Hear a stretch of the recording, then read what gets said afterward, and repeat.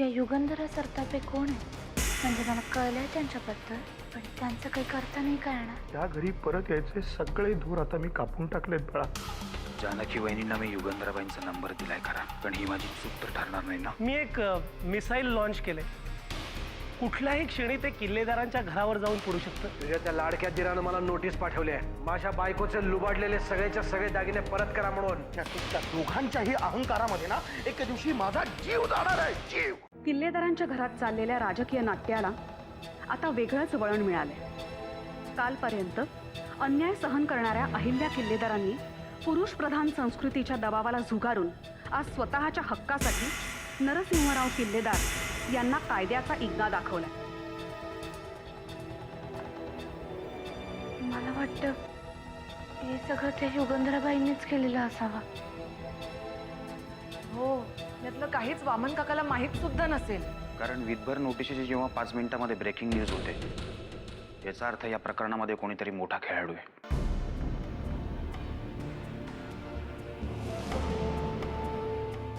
यापुढे या घरात ज्याला कोणाला वामनशी किंवा त्याच्या बायकोशी संबंध ठेवायचा असेल त्याला माझ्याशी संबंध तोडावे लागतील. आणि या विषयावर मी पुन्हा बोलणार नाही. हा नियम सगळ्यांना लागू आहे, माझ्या बायकोलाही आणि माझ्या मुलीलाही.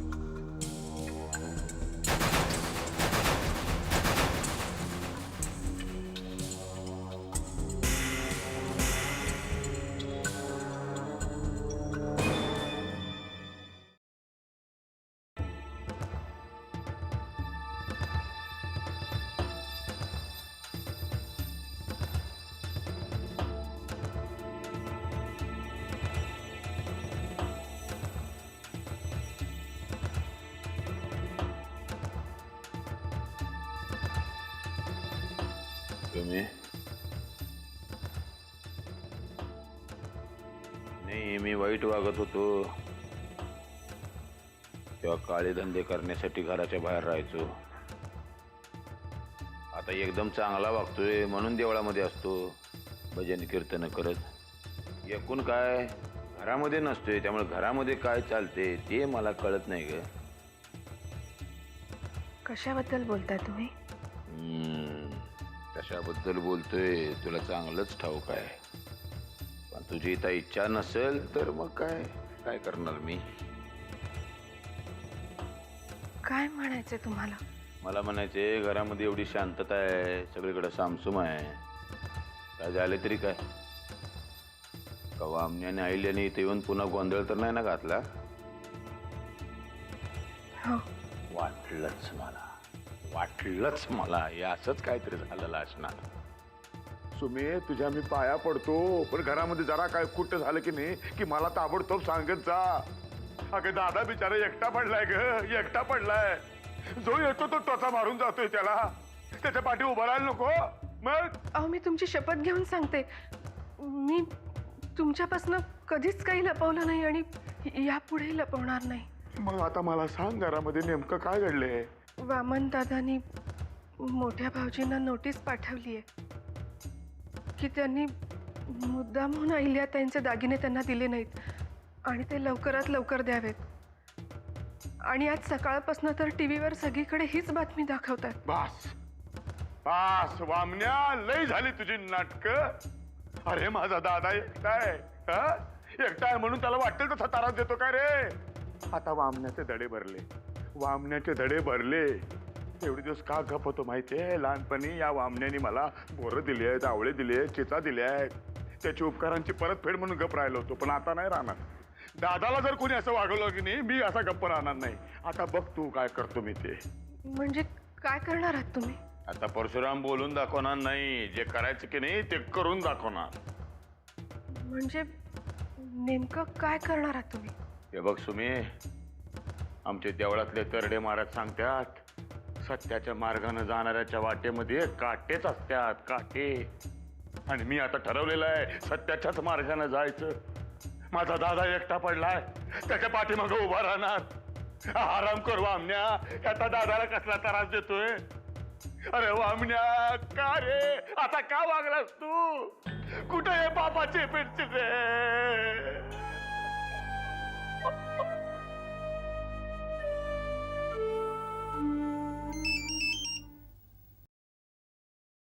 हॅलो.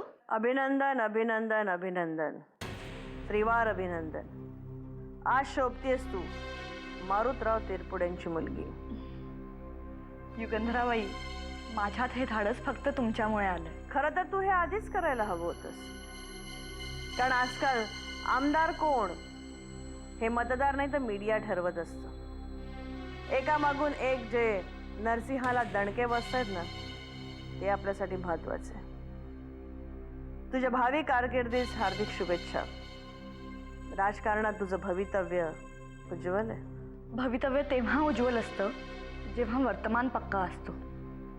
पण इथे तर माझं तिकीटही डिक्लेअर झालेलं नाही. तिथे निवडून येणं ही गोष्ट तर खूप लांबची. म्हणजे तुला जनाचा फोन नाही आला? उद्याच्या वर्तमानपत्रात तुझी उमेदवारी जाहीर करण्यात येणार आहे. आणि प्रचाराचा नारळ तर त्याच दिवशी फुटला होता ज्या दिवशी तू किल्लेदारांचं घर सोडलंस. तुम्ही हे सगळं खरं सांगताय? विश्वास बसत नसेल तर कुठल्याही वर्तमानपत्राच्या ऑफिसमध्ये फोन करून विचार. उद्याची हेडलाईन हीच असणार. युगंधराबाई, या सगळ्या मागे खरंच तुमचीच मेहनत आहे. पुन्हा एकदा तुम्हा दोघा नवरा बायकोंचं अभिनंदन. तुम्ही किल्लेदारांचं घर सोडण्याचा धाडस केल्यामुळे आज हे यश तुम्हाला दिसतंय.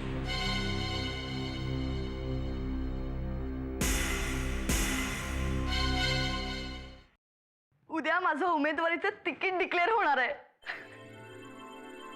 आहे ना आनंदाची गोष्ट?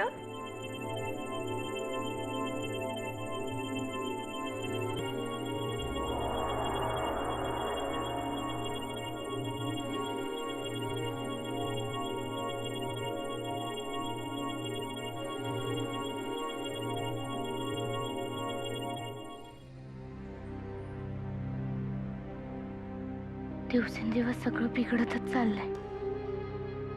काय करू, कसं सावरू मी हे सगळं?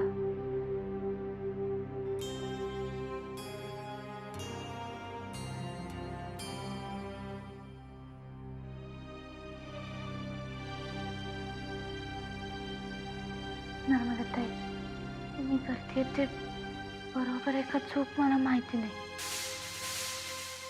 सध्या घरामध्ये असं काही चाललंय ना, मी या घरात आल्यापासून सतत काहीतरी वाईटच घडतंय. देव माझी परीक्षा पाहतोय, पण तुम्ही माझ्या बरोबर राहाल ना? मी करतेय ते बरोबर आहे का नाही मला खरंच नाही माहिती, पण मी जे काही करतेय ते आपल्या घराला वाचवण्यासाठी करते.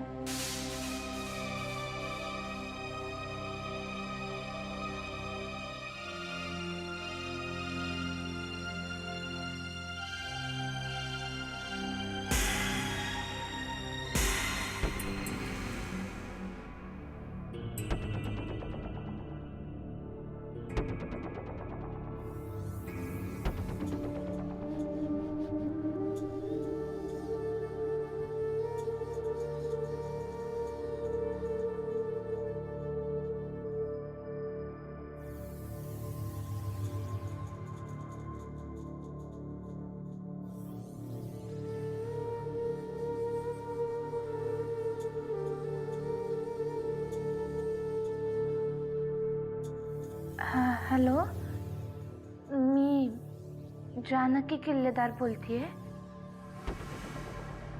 युगंधरा सरताप यांचं घर का?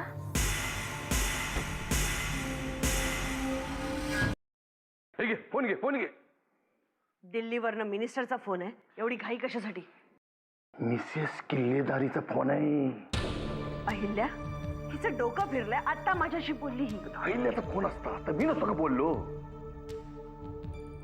मग मला जी किल्लेदारीण फोन करू शकत होती ती तर आता या जगात नाहीये. त्या नर्मदा ताईच्या जागेवर जी आली नव्हता त्याचा फोन आहे. जानकी तीच ती. ते किल्लेदारानं तिच्याशी जवळजवळ बालविवाहच केलाय. पण तिचं माझ्याकडे काय काम आहे? आता हातातलं सगळं निसटून चालल्यानंतर या नरशिवानं बायकोच्या पदराआडून वार करायला सुरुवात केली. ही तिची जुनी सवय आहे. उगाच टोकाच्या निष्कर्षाला जाऊ नकोस. मी कशाला टोकाच्या निष्कर्षाला जाऊ ग? आता इनायतचं आंदोलन तोडायला नरशिवानं नर्मदा ताईलाच पाठवलं नव्हतं का? नरसिंह जेवढा नाराज करते तेवढीच त्याच्या विरुद्ध त्याची बायको. उगाच तिच्यावर संशय घेऊ नकोस. देतो फोन इकडे. एव्हाला कट झाला असेल. नाही कट करणार, कारण आता तुझ्याशी बोलायची गरज तिला आहे. हॅलो. हॅलो, मी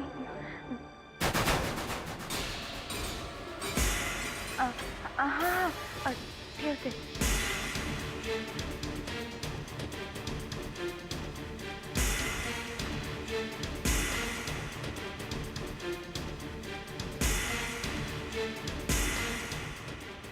तुम्ही कधी आलात?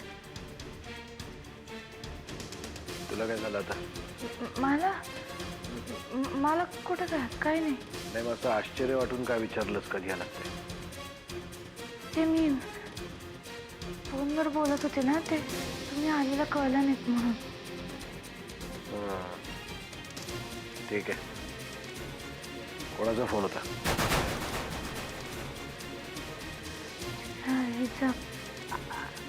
याचा गण्याचा होता. गावाहून आला होता. गण्याचा काय म्हणत होता? रमावतीची हवा फारच मानवलेली दिसते त्याला. नाही, लवकर इकडे यायचं म्हणत होता. लवकरात लवकर बोलावून घ्या. शाळेत इतके दिवस सुट्टी बरी नाही. सांगते, करते त्याला फोन.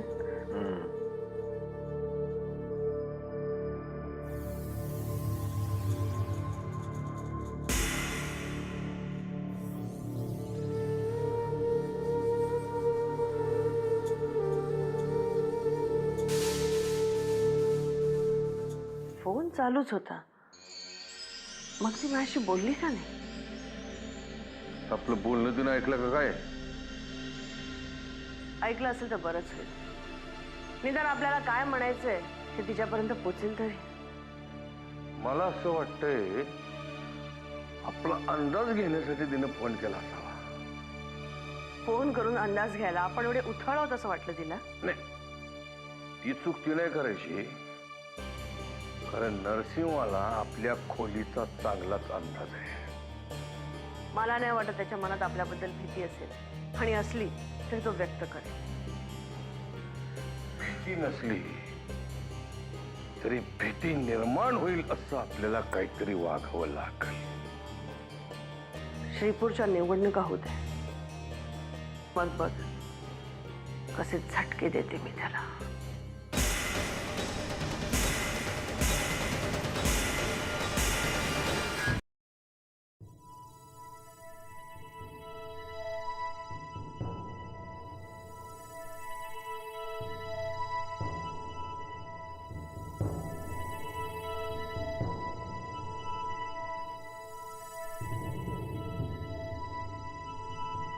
तुम्ही एवढे थकल्यासारखे का दिसताय?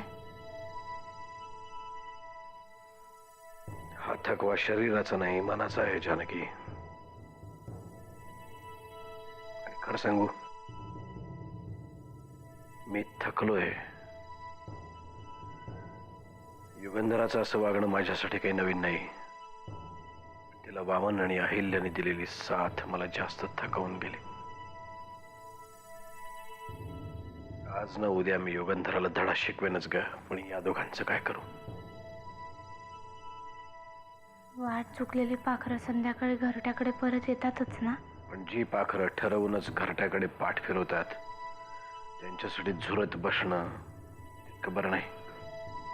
ती बेंडोक अहिल्या त्या युगंधराच्या भूलभुलैयाला बळी पडले. अहिल्याच्या आनंदापेक्षा तिला नरसिंहला होणाऱ्या दुःखाशीच जास्त देणं घेणं आहे. पण आपण जे प्रयत्न करतोय ते वामन दादांसाठी करतोय ना.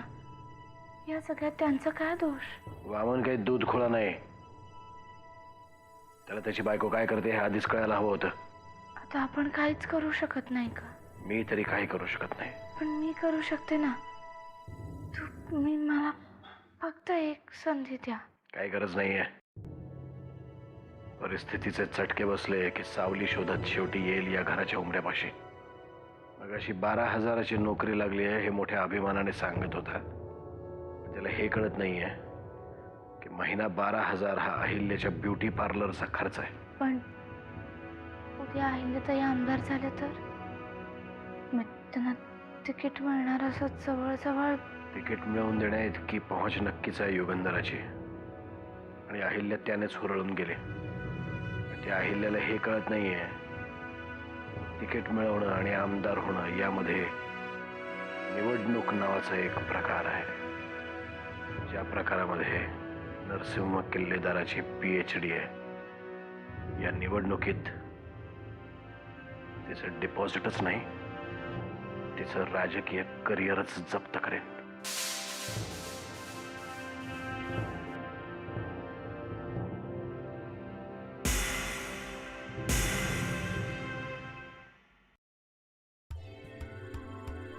काय झालं?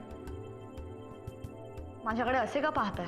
कारण मला या सगळ्या गोष्टींचा खूप जास्त त्रास व्हायला लागला आहे. कोणत्या गोष्टी? कसला त्रास? मला आता एका चॅनलमधनं फोन आला होता.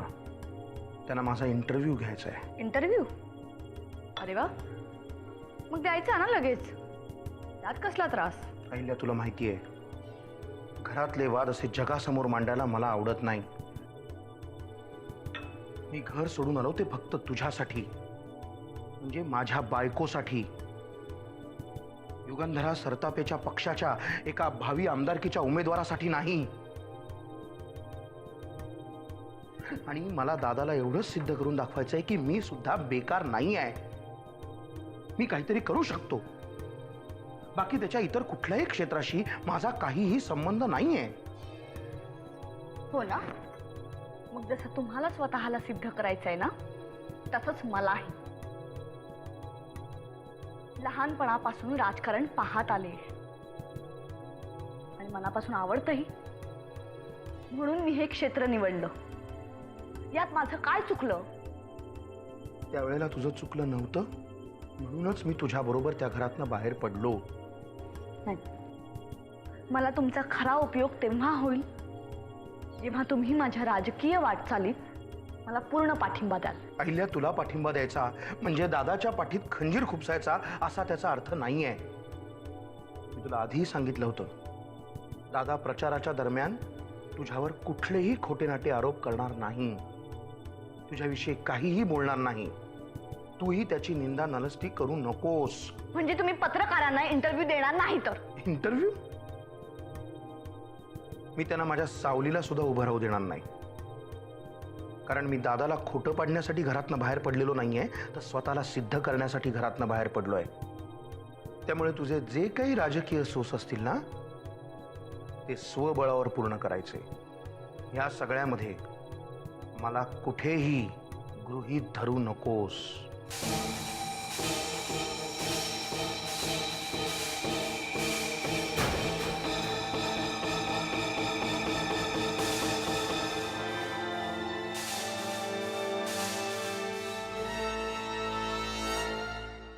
जानकी वहिनी, एक उत्सुकता म्हणून विचारतोय. युगंधराबाईंना फोन केला होता तुम्ही? हो. काय बोलल्या? नाही, बोलणं नाही झालं कारण तेवढ्यात हे आले खोलीमध्ये. फोन ठेवावा लागला. बर, परत जर फोन लावला तर तुमच्यात जे काही बोलणं होईल ते मला कळवा. का? करा, पण त्या बाईचा काही भरोसा नाही. महाडॅम्बीज बाई आहे ती. वाकनीस काका, मला जाणून घ्यायचंच आहे, ही बाई कोण आहे जिने ह्यांची झोप उडवली आहे? झोप उडवली असं त्यांना वाटतंय. खरं तर त्यांना माहिती नाही की त्यांनी कुठल्या वारुळामध्ये हात घातलाय. पण जेव्हा एखादी बाई जीवावर उदार होऊन असं धाडस करते तेव्हा त्याच्या पाठीमागे कारण पण असतील ना. म्हणजे तुम्हाला खरंच असं वाटतंय की त्यांच्या या वागण्यामध्ये काहीतरी ठोस कारण आहे. कारण मला यांनी सांगितली आणि मी काय तिची बाजू वगैरे घेत नाहीये. तिला तिला शिक्षा झालीच पाहिजे. त्याआधी मी बोलून तर घेते. ठीक आहे, मला खात्री आहे तुम्ही योग्य ते कराल. फक्त तुमच्यामध्ये जे काही बोलणं होतंय ते मला लगेच कळवा. येतो मी.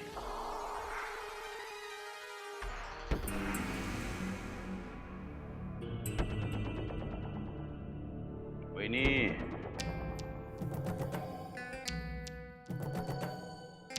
काय म्हणतात गुरुजी? आई, गुरुजी म्हणजे वाकणीस हो. काय आहे, त्यांचं शिष्यत्व पत्करलंय मी, त्यामुळे त्यांना मी गुरुजी म्हणतो. काय म्हणतात काय ते? माझ्याकडे काही काम होतं का? आता दुसऱ्या कुणाकडे काय काम असणार? आता युगंधराबाईंच्या विरुद्ध कारवाई करायची की नाही, मग त्यांचा नंबर देताय ना, लवकरात लवकर द्या. मला नाही मिळालाय अजून. नाही मिळालं. मग आता मी यायच्या आधी वाकणीसांच्या बरोबर काय बोलत काय होता तुम्ही? नाही, मी मागितलं त्यांना, पण त्यांनी दिलं नाही. दिला नाही होय? वाकणी सर, आता मलाच त्यांच्याशी बोलावं लागणार. खरं कसं आहे, तुम्ही जरा मागितलात म्हणजे तुमच्या एक शब्दाला वजन आहे हो, आहे की नाही? मग ठीक आहे, मीच मागतो. काय काही करून दादाला वाचवायला पाहिजे बघा. जाऊ का मी? निघा निघा निघा, लवकर निघा. दादाची काळजी घ्या. दादाच्या या शत्रू संगे युद्ध आमुचे सुरू. जिंकू किंवा मरू, जिंकू किंवा मरू.